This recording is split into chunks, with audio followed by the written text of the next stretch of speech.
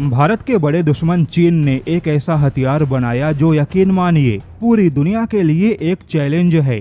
अभी तक दुनिया में परमाणु बम और हाइड्रोजन बम को ही सबसे बड़े और सबसे विनाशकारी हथियार माने जाते हैं, लेकिन जैसा कि किसी भी युद्ध में परमाणु बम या हाइड्रोजन बम का इस्तेमाल करना ही मुश्किल है, क्योंकि ऐसे हथियार विनाश का आखिरी विकल्प है। जैसा कि दुनिया के कुछ देशों के पास में परमाणु हथियार और हाइड्रोजन बम तो है, लेकिन इन हथियारों को इस्तेमाल करने का फैसला लेना ही परमाणु हथियार बनाने से भी कहीं ज्यादा मुश्किल है। अब क्योंकि न्यूक्लियर वेपन बनाकर भी न्यूक्लियर वेपन का इस्तेमाल करना आसान नहीं, तो ऐसे में चीन ने उन हथियारों की ओर कदम बढ़ाया जो ना तो न्यूक्लियर वेपन होंगे ना ही हाइड्रोजन बम होंगे, लेकिन फिर भी ऐसे हथियारों का इस्तेमाल दुश्मन को न्यूक्लियर वेपन के अटैक जैसा ही महसूस होगा।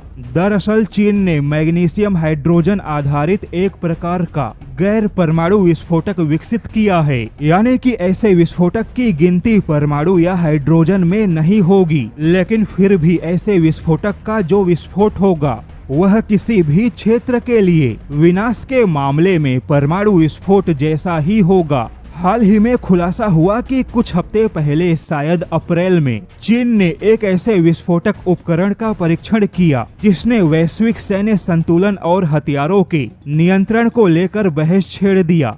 यह परीक्षण China state ship building corporation के 075 अनुसंधान संस्थान द्वारा किया गया, जिसमें एक गैर परमाणु लेकिन हाइड्रोजन आधारित विस्फोटक का इस्तेमाल हुआ। यह प्रणाली पारंपरिक थर्मोन्यूक्लियर बम से बिल्कुल अलग है। चीन का यह नया हथियार मैग्नीशियम हाइड्रोजन पे आधारित है, जो कि रासायनिक अभिक्रिया से किसी सूर्य जैसे हाई टेम्परेचर पे लंबे समय तक स्थिर आग का गोला उत्पन्न करेगा, जिससे कि युद्ध के मैदान में किसी भी देश को व्यापक थर्मल से भी बड़ा नुकसान होने की संभावना है।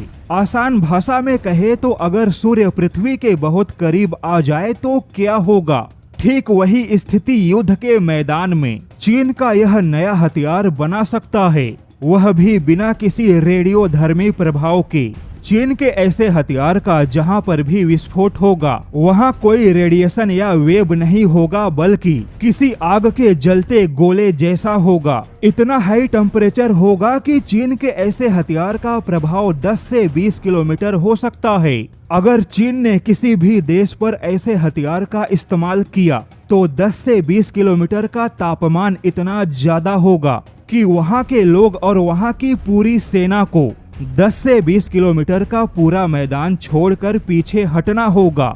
अगर और आसान भाषा में कहे तो आपको पता होगा कि चीन ने एक नकली सूर्य बनाया और वहीं से चीन को मैग्नीशियम हाइड्रोजन आधारित इस प्रकार के आग के गोले जैसे हथियार को बनाने का आइडिया मिला। ऐसे में अब भारत को भी इस प्रकार के हथियार बनाने ही होंगे।